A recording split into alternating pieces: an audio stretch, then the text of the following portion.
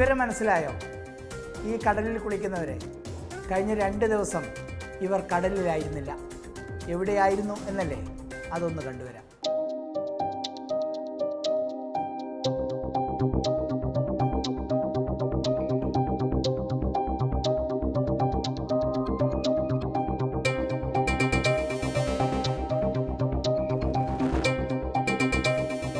അതെ, അവർ തന്നെ.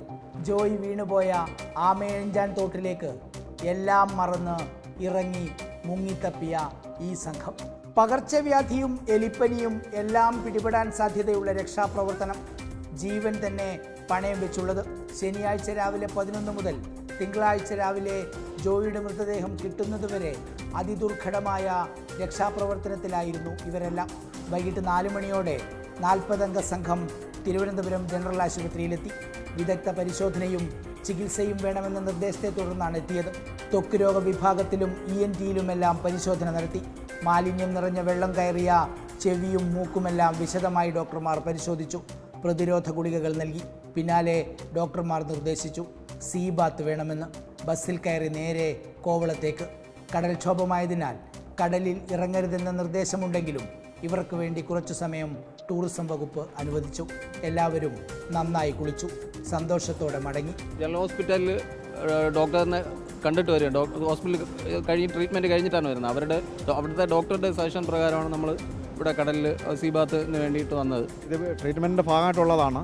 അപ്പോൾ അത് കടൽ പക്ഷേ ഇപ്പം കടൽ പ്രക്ഷുബ്ധമാണ്.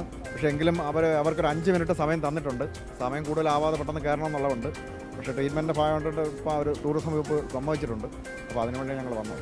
ജോയിയെ ജീവിതത്തിലേക്ക് കൈപിടിച്ച് കയറ്റാൻ കഴിഞ്ഞില്ലെങ്കിലും മനുഷ്യരുടെ മാലിന്യം പേറുന്ന മൂക്കുപൊത്താതെ അതുവഴി നടക്കാൻ പോലും പറ്റാത്ത ആമയിഴഞ്ചാനിൽ ഇവർ 2 ദിവസം മുങ്ങിത്തപ്പി. കടൽ കുളിയും കഴിഞ്ഞ് സന്തോഷത്തോടെ മടക്കം. പ്രിയ പോരാളികളെ, നിങ്ങൾക്ക് റിപ്പോർട്ടറിൻ്റെ അഭിനന്ദനങ്ങൾ. ഒപ്പം ഓരോ മനുഷ്യരുടെയും.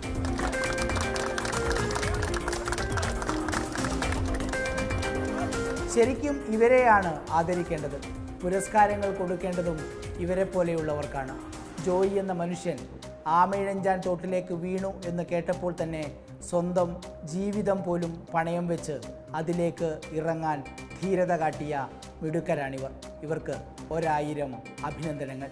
വിപിൻ ചെങ്കലിനൊപ്പം reporter TV Prasad, in reporter, Thiruvananthapuram.